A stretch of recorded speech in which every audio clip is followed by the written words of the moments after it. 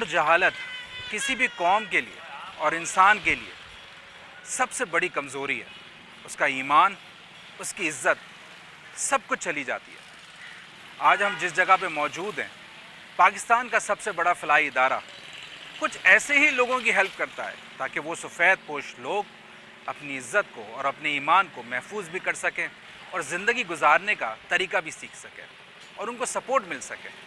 आइए हम मिलते हैं जेडीसी पाकिस्तान की टीम से और इनके बानी ज़फ़र अब्बास से और जानते हैं कि किस तरीके से हम लोगों तक, गरीबों तक पहुंच रहे हैं और उन लोगों की मदद की जा रही है। आइए मुलाकात करते हैं।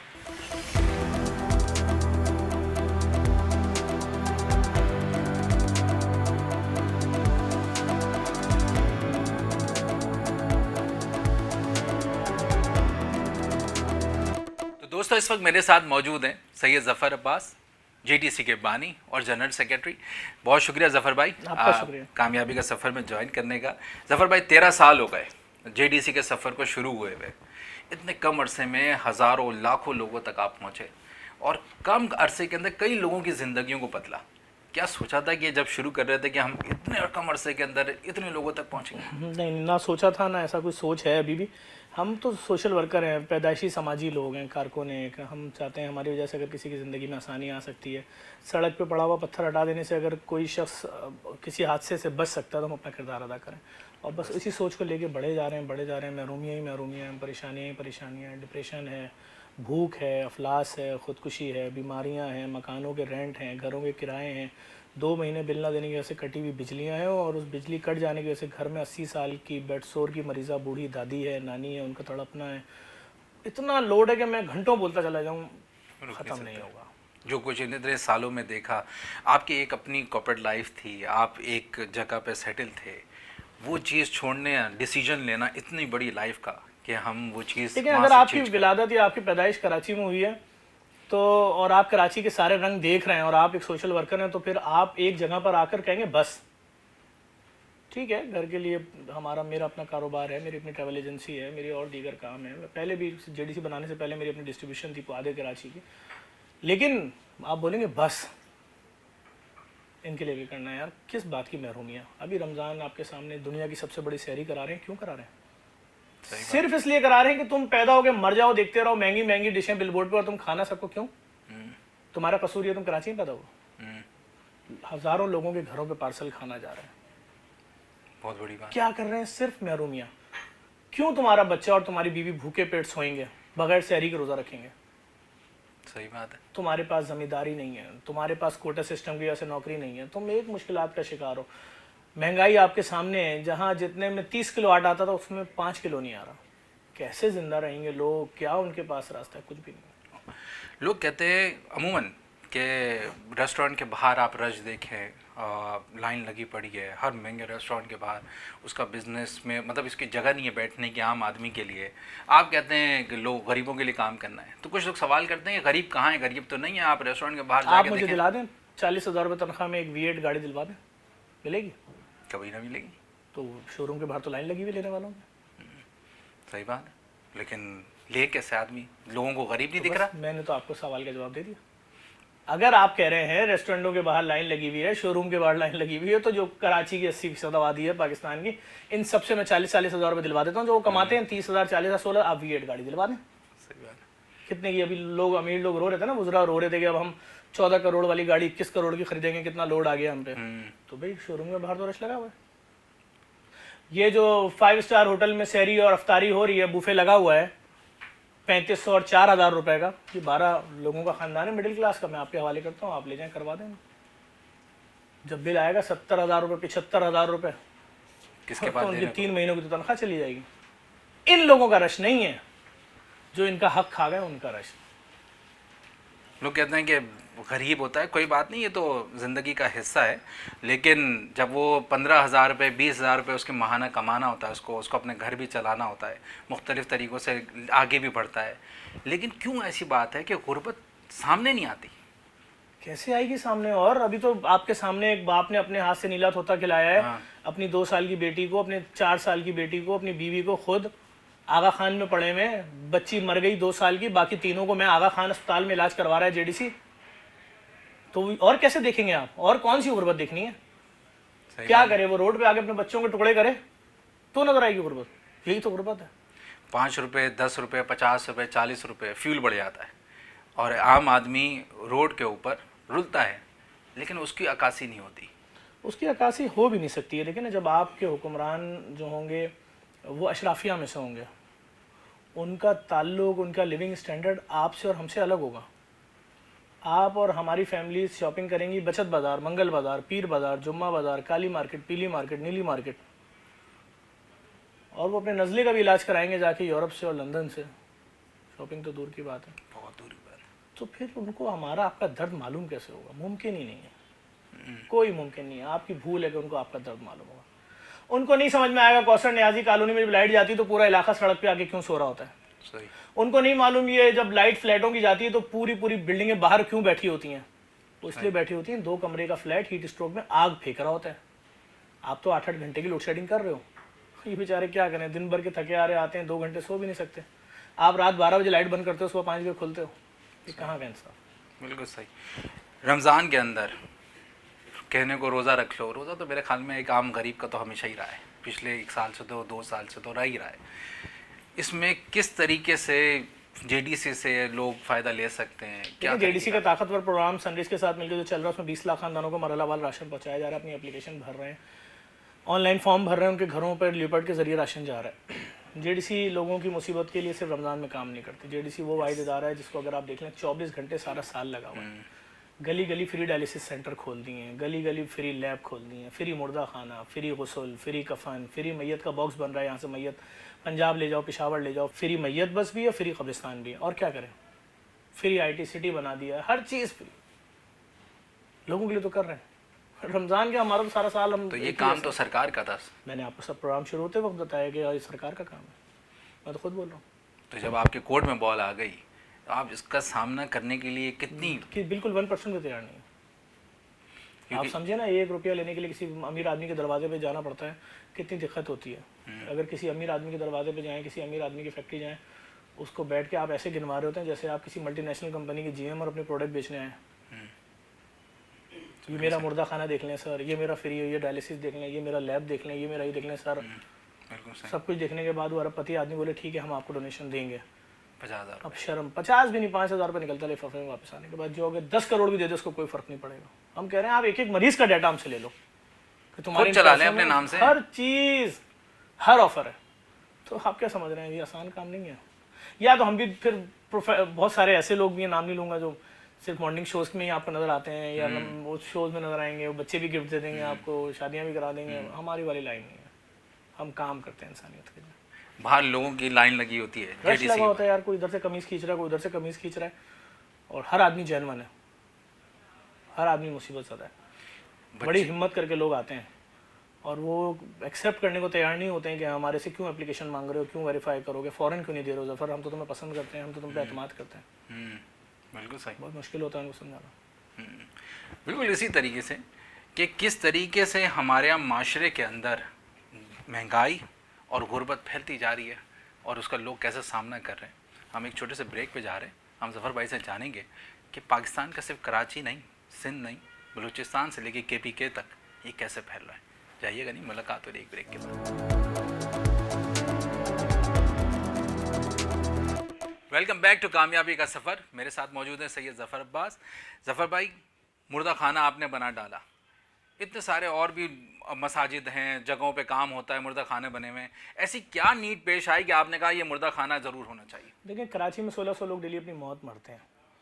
हमें एक ऐसे मुर्दा खाने की ज़रूरत थी जहाँ कम से कम 1000-2000 बॉडीज़ रखी जा सकती हैं। मुख्तलिफ़ चीज़ें होती हैं, किसी के रात में इंतकाल हो गया भाई बिलफर्द 10 बजे, अब नमाज जनाजा ज़ोहर में कहाँ रखें मैयत, घर में बर्फ़ पे रखें। हमारे पास एक ही मुर्दा खाना है ईदी का, जिसका 350 मैयतों का लोड है, जहाँ पर पूरा लोड कराची का वहीं है, जिसके अंदर वो बॉडीज़ जो एक्सीडेंटल हैं, जो लावारिस हैं, जो नशेइयों की हैं, जिसकी शिनाख्त होनी है, हफ्ता 10 दिन रखनी है, और फिर कराची शहर का लोड। तो हमें एक मुर्दा खाने की ज़रूरत थी। महंगाई को देखते हुए कौन दे सकता है कि रात का कोल्ड स्टोरेज में रखने का 10,000 रुपये, 2 दिन का 20,000 रुपये, कौन गुस्ल कफन के 5,000 रुपये दे सकता है, कौन मैयत का बॉक्स बनवाने के दूसरे शहर लेके जानी 20-22 रुपये देगा, कौन मैयत बस के 15,000 दे सकता है, कौन कब्र के 2.5 लाख 2 लाख 1.5 लाख दे सकता है, और अगर बीच में कहीं कब्र है 50,000, सब फ्री। 1000 मैयतों का मुर्दा खाना फ्री, गुस्ल कफन फ्री, मैयत का बॉक्स फ्री, मैयत बस फ्री, कब्रिस्तान फ्री। आम लोगों के लिए कर दिया, जाएं, और कब्र भी 50 साल तक कहीं नहीं जाएगी। कब्रिस्तान में रोडें बनना शुरू हो गई हैं, 1-2 रोडें लोगों ने जिम्मेदारी ले ली, 20-20 लाख रुपए की रोड है, अगर 3-4 रोडें और लोग बनवा देते हैं, 11 रोडें हैं बेसिकली, और 166 ब्लॉक हैं, फ्री में तदफीन शुरू हो जाएगी। इसके अलावा अभी जो लैब हमने बनाई है, अरबों रुपए की लैब की मशीनें पाकिस्तान इंपोर्ट की, अरबों रुपए की। अभी मुख्तलिफ बड़े बड़े डॉक्टर्स, बड़े बड़े लैब के सर्जन आ रहे हैं, बोल रहे हमने पाकिस्तान में प्लांट ही नहीं देखा यार, हमने दुनिया में नहीं देखा है प्लांट इतना लेटेस्ट। इस तरीके का मुर्दा खाना, लैब ब्लड खून टेस्ट करने वाली लैब, वो वहाँ पर आ रहे हैं, देख रहे हैं, अपनी राय दे रहे हैं, अपने तजुर्बात से आगाह कर रहे हैं। एक आम आदमी, एक कराची में रहने वाला शख्स कैसे अपने खून का टेस्ट कराएगा लाखों रुपए का? नहीं करा सकता, बिल्कुल भी कौन नहीं से करा टेस्ट हैं जो सकता। लैब के तमाम अंदर टेस्ट, खून के तमाम टेस्ट फ्री ऑफ कॉस्ट है। क्या ये उसी रेट में हो रहे हैं जिस तरीके से गवर्नमेंट पब्लिक देती है जाके गवर्नमेंट हॉस्पिटल वगैरह? फ्री में, फ्री लैब, फ्री, महंगे से महंगा टेस्ट भी फ्री के अंदर ही आकर ले लेता है। एक पैसा चार्ज नहीं होगा। इसी तरीके से आप हजारों के खाने का इंतजाम करते हैं, लाखों लोगों के खाने का रोजाना इंतजाम होता है। अभी इस वक्त अगर देखें तो लाखों लोगों को सहरी फराम की जा रही है, खिलाया भी जा रहा है, बैठा के पार्सल की सूरत में भी दिया जा रहा है। अफ्तारी के जहाँ जहाँ सेटअप हैं, कराची, लाहौर, इस्लामाबाद, आज़ाद कश्मीर, मिट्टी थर, हर जगह जहाँ जहाँ जेडीसी के दफ्तर है, हर जगह सहरी अफ्तारी जा रही है। और पाकिस्तानी सपोर्ट भी कर रहे हैं, ऐसी बात नहीं, पूरी दुनिया से जेडीसी पे भरोसा करते हैं लोग, हमारे साथ जुड़े हुए हैं, हमें सपोर्ट करते हैं। ये जगह जगह आपने ट्रक खड़े किए हुए हैं जहाँ पे सहरी का इंतजाम किया जाता है, क्या सब जगह एक ही जैसा खाना दिया जाता है? अलग अलग खाने होते हैं, अलग अलग हर जगह के। जैसे जो किचन कुछ, अब जो मेन सहरी है वहाँ तो लग्जरी डिशेस होती हैं क्योंकि वो डोनर्स अलग अलग दे रहे हैं, वो अपनी मर्जी से देते हैं। फिर जो हमारा मेन्यू होता है, सेम मेन्यू होता है, कहीं पर कोरमा है, कहीं बिरयानी है, कहीं सालन है, कहीं वो दूध की कोई डिश है, इस तरह से करके। कहा जाता है कि इतने महंगे खाने जफर अब्बास खिलाते हैं, अगर उसी में चाहें तो कई 100 लोगों को और खिला दें। जो कह रहे हैं वो कर लें भाई, मुझे तो डोनर कह रहा है, मैं जो खुद खा रहा हूँ वो खिलाना चाह रहा हूँ, मैं उसको क्यों मशवरा दूँ नहीं इसको ख़राब चीज़ खिलाओ। सही। एक शख्स है वो कह रहा है भाई मैं इस हुक्म पे अमल करूंगा कि जो अपने लिए पसंद करो वो दूसरों के लिए भी करूँ। तो मेरे बच्चे ये खाते हैं तो मैं दूसरों को ये खिलाना चाह रहा हूँ। मैं बोलूँ नहीं नहीं नहीं, इनको बासी रोटी खिलाओ, मुझ में इतनी हिम्मत नहीं है। आपने बिल्कुल ठेले का निज़ाम एक बनाया लोगों को रोज़गार देने के लिए, वो कैसा निज़ाम चल रहा है? बहुत अच्छा निज़ाम है, उनके पाँव पे खड़ा करें, लोगों से कह रहे हैं देखो तुम्हारे $70 में एक शख्स को रोज़गार लग रहा है, वो अपने पाँव पे खड़ा हो रहा है, अपना ठेला चला रहा है, अपना महीने के डेली के पैसे कमा रहा है, घर का खर्चा भी चल रहा है, फैमिली को भी खड़ा कर रहा है, और क्या चाहिए।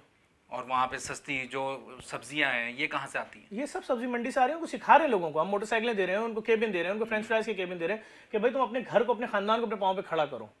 सिखा रहे हैं उनको लोगों को, और बाकायदा अभी आज भी लोगों को दिया है, और ये सिलसिला रोजाना की बुनियाद पर जारी है। रमज़ान और रमज़ान के बाद क्या ऐसी चीज़ें जो आप समझते हैं कि आने वाली हैं जो अवाम को सहूलत देंगी इस महंगाई कोई सहूलत नहीं, कोई सहूलत नहीं भाई। आवाम मजीद परेशानियों की तरफ जा रही है, आवाम भूख से मर जाएगी, आवाम बिलक रही है, आवाम रो रही है, किसी को इनके आंसू नज़र नहीं आ रहे, किसी को इनकी चीख सुनाई नहीं दे रही, किसी को इनके पुकार सुनाई नहीं दे रही, किसी को इनका तड़पना दिखाई नहीं दे रहा, किसी को इनके बच्चों के खाली पेट दिखाई नहीं दे रहे, किसी को इनके बेचैन लोग नज़र नहीं आ रहे जो बिस्तरों पे लेटे होते हैं लेकिन सो नहीं सकते।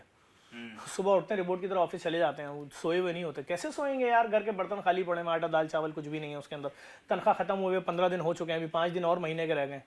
क्या लोगों को मुसीबत मार दिया लोगों को। फ्लड आया, बहुत बड़ी तबाही मचाई, लाखों लोग बेघर हो गए।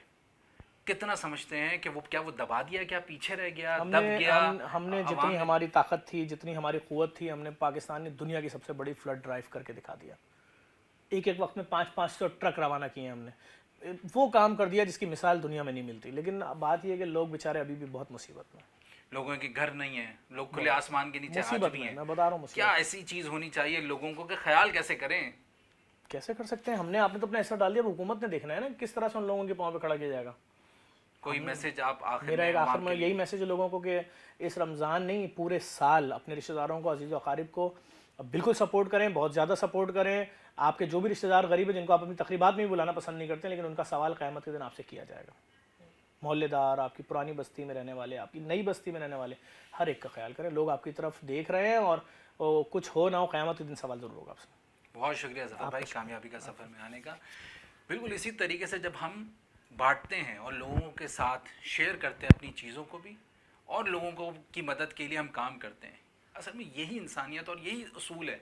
सब लोग अपने लिए तो कर लेते हैं, लेकिन क्या बात हो ज़िंदगी का हिस्सा दूसरों के लिए भी वक्त थोड़ा सा निकाल सके, थोड़ी सी ज़कात अपने वक्त से, और लोगों की ज़िंदगी के अंदर खूबसूरती लेकर आ जाए, लोगों के चेहरों पे मुस्कुराहट लेकर आ जाए। ये हमारी ज़िंदगी का जब तक मकसद है, हमारे लोग भी बेहतर होंगे, हमारा मुल्क भी बेहतर होगा, और हम खुद भी बेहतर होते चले जाएंगे। जब इजाज़त दीजिए मुझे डॉक्टर मोहसिन को कामयाबी का सफ़र से। अगले हफ्ते फिर आपसे एक नए गेस्ट के साथ मुलाकात होगी। खुदा हाफिज़।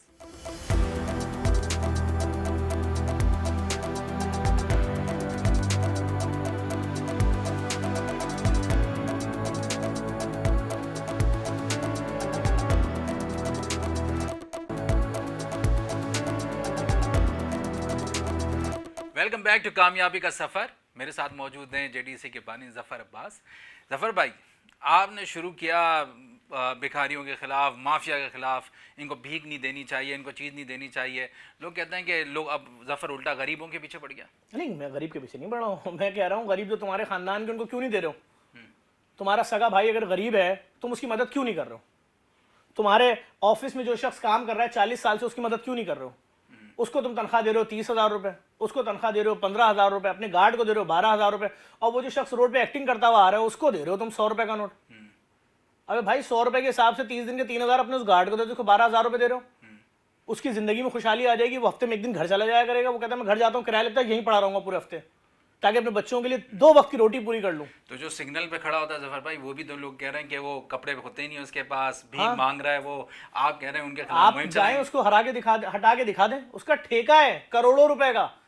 सिर्फ मैंने पूरी कैलकुलेशन करके बताया कि जो आम दुकानदार दिन में फकीरों को 10 रुपए दे रहे होते हैं ना, 10 रुपए की तो कोई अहमियत नहीं है। जो आ रहा है 10 रुपए, तो 60 फकीरों को जो पैसा दे रहे हैं 600 रुपए, 32 अरब 40 करोड़ रुपए 1 लाख दुकानदार दे रहे हैं।